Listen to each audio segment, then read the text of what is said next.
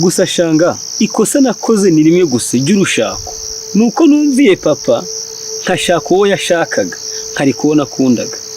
Ye burya se niwe waguhatiye kuzana Keza? Ngize ko nagize ngo niwe wakundaga. Reka da, burya hari umukobwa nakundaga bitaga Riyeti, nuko maze data aramunyangisha ngo ninzane Keza kuko Keza ngariwe ngo mu miryango yabo bari barahanye ibihango. Gusa nyine ntago namenye ko impamvu yamumatiraga ari ukugira ngo nawe azamugira umugore. Ndabisobanukiwe rubu. Ariko si utakundaga ko yagiye, uwo wakundaga we yarashatse cyangwa ntarashaka? Nakurikiranye amakuru sanga aracyari iwabo ntarashaka. None se rubuga mwana wanjye wamenye ubwenge? Ngo menye ubwenge? Shanga ubu ushaka kuvuga iki? Zana umwana mu rugo, ntabwo wakomeza kubaho nta mugore ufite.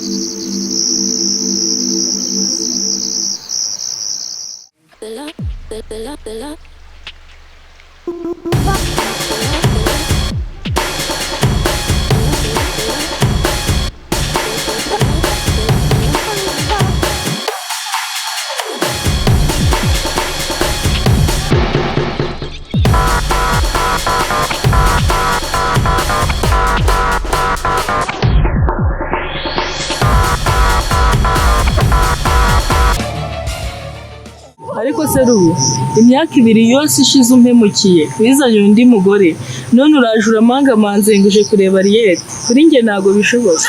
Oya ariko Riyeti ni ukuri kw'Imana ntago kuba nje aragashinyaguro ndi kuza bari kugushinyagurira. Ariye niragukundaga byumve. Kuva na kera hose kandi n'ubu ndacyagukunda. Nuko gusa ari ikosa ryabayemo mu rushako rwanjye, naho ubundi Ariye na n'ubu uracyandi ku mutima kandi ubyumve. Cyakora ndumva utarigeze uhinduka da. Ubushakura bwawe uracyabufite. Ukuntu wambeshaga ngo ndagukunda, ngo ni wowe wenyine, ngo nta wundi wagusimbura sheri, ibyo byose ukanjyana ahantu heza, ubirengaho uransiga none nguragarutse. Umva ibyo ntago byashoboka, bitashoboka nakubwiye ngo ni ibyo byo gukundana nawe. Ntankeneye kongera kwibabaza mu rukundo.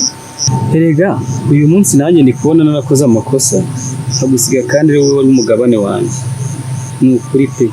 Buriya niwe ugomba kuba umuntu uzayobora ubuzima bwanjye bwose. Urangije uransi? Cyumve pe n'ukuri ndagarutse kandi n'umutima umenetse. Ariko si ibyo no kuza unsaba gukundana nawe, ntiwagakwiye kuba ufite isoni ryo kundeba n'ibyo wankoreye byose. Ariye ubu nanamwaye pe n'ukuri. Nanjye ubu ndikumva ndi kwicira urubanza, ariko byumve uramutse ubyumvishe tukongera tugasubirana. Ariye nazagukorera none ibintu bitangaje ku isi ya rurema. Nukuri wa musaza we ibyo wigize ubu ngubu ngufite mu biganza, nureba nabi ndakwica. Uracyahakana ibyo wakoranye n'umugore wanjye? Uracyabihakana? Sha rwose ni ukubesha n'abantu bashaka kuduteranya mwa. Ntabyo nakoze rwose. Ubuse umuzanye yakemeza ko ari byo twakoze. Niyo mpamvu wihereje abantu koko ngo bantegere mu nzira bankubite bangire kurya, none nawe dore uko ungize. Se wari wambona nta bantu nohereje, ahubwo ubwohemutse henshi. Ntabwo urankira uyu mwanya. Ariko zishabana muzi ukuntu nabareze muri batoya narabasigaranye ngenyine. Ndabakuza mbaha abagore, mbaha ibintu. None dore munyituye kumbohingo imeze gutya.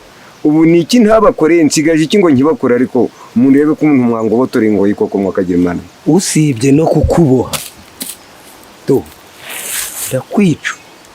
Icyo nkeneye ntago ari ukumpa inka, nta nubwo ari kongera kumpa imirima. None se ukeneye icyo nkeneye ni amahoro mu rugo rwanje ukamvira ku mugore.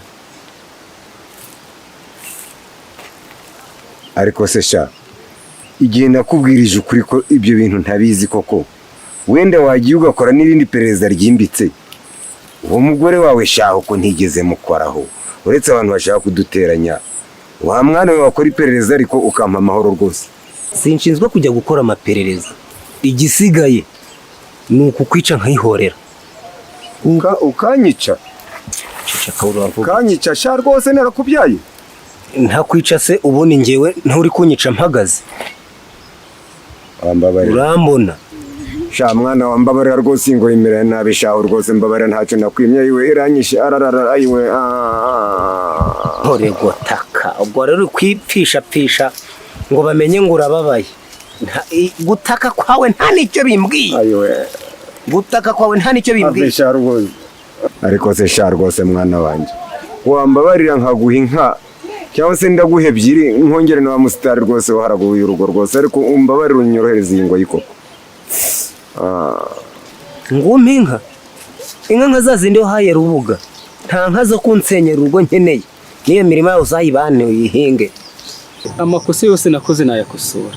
uyakosora se ukangarura igihe cyanje cyose nataye ngo uwo twasohokanye hehe iyo wose wari umwanya nataga kuri njye ubwo rero ntago byashoboka kugarura umuntu nkawe w'umuhemu mu buzima bwanjye ntago bishoboka. Ariye ndakwinginze pe saba icyo ushaka cyose nagukorera mu buzima bwawe ariko ngarurira umutima wanjye. uranyumvira baho umutima wawe nta mutima wawe mfite ahubwo byumve ko nuko kubona byonyine bimbangamiye. Ese ubundira urarinda umbaza umutima wawe wajya ukawubaza Keza wawuhaye? Mva nkubyire pe njye nabanye nawe Keza igihe kirekire ariko nta mutima wanjye nigeze muha kandi ubyumve. Ubwo ushatse kuvuga ko Keza nawe wamubeshaga nk'uko wambeshe? Niba ari uko bimeze ko waba uri umuhemu birenze. Muri iyi miryango yo kwa Keza n'iwacu barabanaga. Ubwo rero niyo mpamvu baje kumumatira ngo muzane naho ubundi ntago namukundaga pe. No ubwo ushatse kuvuga ko utazi kwihitiramo none ngiye ninde uri kukumatira? Ariye wowe ni umutima wanjye gusa nta wundi n'umwe. Umva rero Rubuga nkubwire ntacyo nkeneye kongera gupanga nawe no muri gahunda zawe nkuremo ahubwo ndumva utangiye no kuntera umutwe. Oya sheri ariko sheri byumve no kuri sheri sibiki mvaho mva sheri ko twakundanaga tukajyana ahantu heza nka gusohokana kuri beach. Sheri niki ntakoze ariko sheri ko hagaciro basi byo nagukoreye mu buzima ahubwo ni wowe utarabihaye agaciro. Sheri byumve sheri wakongera ukankunda koko gabanya gutera impuaho ntago nkeneye kongera kwicuza.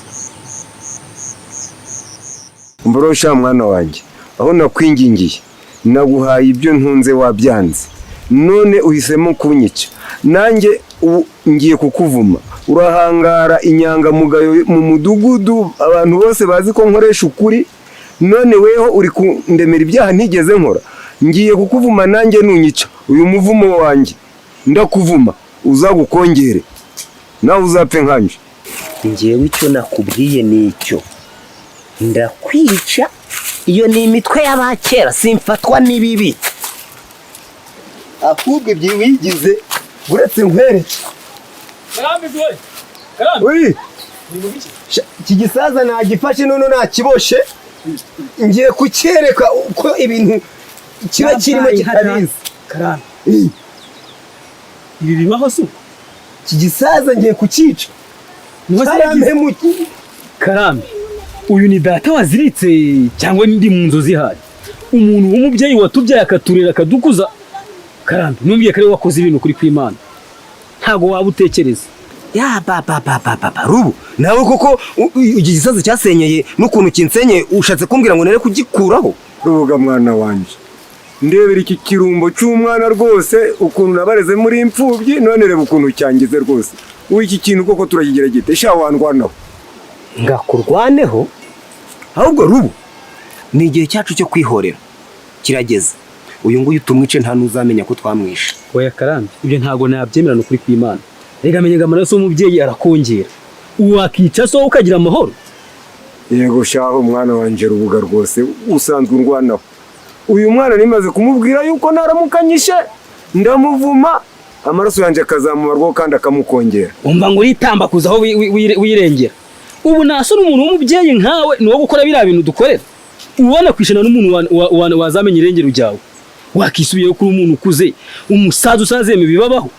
Ubundi ngewe ndi marayika wavuye mu ijuru ngo nze mfashe abantu muzi ko nahereye kuri mwewe harabo ngabira amasamba harabo nahaye ihene abandi nkabahinga none murashaka kunyica kandi ngikomeje gufasha abantu ese ubu ngubu niba Imana yaranyohereje ngo nze mfashe abantu nimuramuka munyishe muraba mudahemukiye abazavuka n'abariho ntihari n'akageraho mushatse mwambohora mwiyungoye kuko ni mu nyica umuvumo wanjye uzabakongera. ariko nyumvira rubu umva ngo kirigereranya n'Imana. Uri marayika wo mu ijuru cyangwa uri marayika wo mu ijima by'umwihariko w'abagore.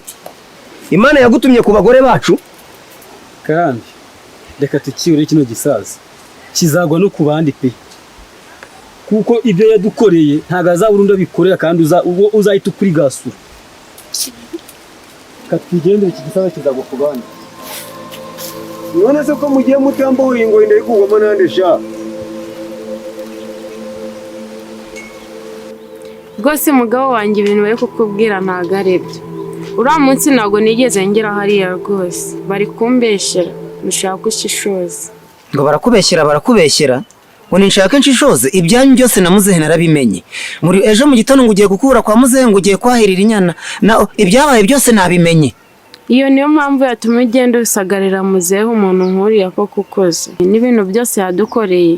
Yaratugabiye aduhinga aduha imirima n'amasambu urangije none ukaja no kumutonganya bigeze aho ngaho. Yaratugabiye kugira ngo akwigarurire. Yarari kukwikwera ubwa kabiri se. Ariko se mugabo wanjye nkunda koko uriya munsi bari kukubwira ntabwo nari najanye na shangazi kuri she, ntabwo twirirwanye. Nimba uri kujyandi kukubesha uzamubaze sinyogosenge. Nzamubaze iki se kirenze iki imbaga nyamwinshi yavuze? Ariko utekereza ko ukukunjijisha kwawe mba nkuyobewe? Hara mu kidandaro uvuga warahageze, mwahageze ku isaha ya 9 mujya mu kabari munywa amayoga. Arakwigotana ukeka ko abantu harangiye bafite inshuti nyinshi zakubonye neza zaguha n'ibimenyetso bigaragara. Igihe tumara imyaka yose tumaranye iyo ngeso wigeze yimbona ko uburyo naje ngiye hariyo rukunshinja ngo nagiye ngo nywa amayoga ubona ngiye nywa amayoga. Hari n'umunsi n'umwe twe twajana mu kabare ukabona nywa inzoga, wabanza ugashishoza neza abo bantu izo ngenza washizeho zo kukugenzurira nawe ukirebera. Nyine nanjye iyo ngeso ntabwo nyikuziho, ariko nibaza impamvu none bitangiye kukuvugwaho ubu ngubu. Erega nyine nukumvugaho, ariko ibyo bamvugaho ntago ari byo nkora kandi nawe uranzi. Ndakuzi nshobora kuba narakwibeshyeho nkagira ngo uri intama naho uri ikirura. Ariko se mugabo kamubaza ikibazo, ni kangahe baje bakambwira ko nci inyuma bavuga ngo uryamana n'uriya mukobwa wazanye hano Alice ko nabyemeye se. Impamvu utabyemeye ni uko bitari byo, ariko ibyawe byo mbifitiye ibimenyetso, mbifitiye gihamya. None n'ibyawe by'ukuri se ndeke kubyemera? Noneho rero reka tureke gushwana dushaka igisubizo cy'iki kibazo nk'umuryango. None urumva igisubizo ari ikihe? Nicyo gukomeza kungaraguza agati nk'umugabo kandi umugabo wawe? Ariko se ko gukomeza kurushaho gukomeza ibintu kandi byoroshye. Biroroshye ubwo we uri kubigira ibyoroshye, wabyoroheje pe. Ubu uri kumva kunshi inyuma ari ikintu cyoroshye. Wigomeza kunshinja ibyo bintu nge ntabyo nakoze. Kandi nimba ubona kuva hano aricyo kibazo nge nicara hano mu rugo nsanga iwawe nk'umutako. Ubwo tubyemeranijeho kuzajya uguma ahangaha, ariko sinkazongere kukubona kwa muzehe. Nawe ubwo sinkazongere no kumubona ahangaha muri uru rugo. Ndabyemeye koko, ariko nanjye icyo ngusaba wirukana uriya mukobwa Alice amvire mu rugo agende. Amakuru se ni meza, ugerageze kwiyonda kabisa ntabwo wishe gahunda pe. Ntari kuyicute se shaka kandi wambwiye ko ari ibintu byihutirwa. Umva rero Alice ibintu byakazi mabuja wawe mu mabuja mu bana ari kunkurikirana, yarabaririje mbona ngeza muri quartier wacu ntazi uko nagezeho, mbona ngo wanguye arakumbaza ngo yakugezeho kunteye ubwoba. Nese wumvaga ashaka kugera kuki? Ahubwo wowe banza wibaze ngo yabwiwe n'iki ko tuziranye, ninde wamuhaye amakuru ko tuziranye? Ahubwo wowe bimbwire kuko nayo yaje kureba ni wowe ubizi, mbabarira bimbwire. None se Alice ko wamishe gahunda zawe none bakaba batangiye kuza kunshaka, ni gute nza ukavaringa ntazi gahunda zawe? Anje rero ngaho basi reka ndikubwire icyanzanye muri muryango nta kindi ni ukwihorera. Muri muryango nazanywe no kwihorera kubera ibyo bankoreye, na n'ubu ngubu bikinjya ku mutima. Nabuze umuntu umwe w'ingenzi mu buzima bwanjye, bikozwe n'umwe muri muryango. Nicyo kintu cyanzanye cyonyine nta kindi. Ushatse kumbwira ko ari wowe papa wawe se? Wanzi ko papa wawe ari we wari umuntu w'ingenzi ku buzima bwawe? wabimenye Ange, uriya musaza ubona muri uriya muryango ariwe ubyara uriya mugabo wo mwararugo, niwe muntu wampemukiye, niwe muntu wahitanye papa.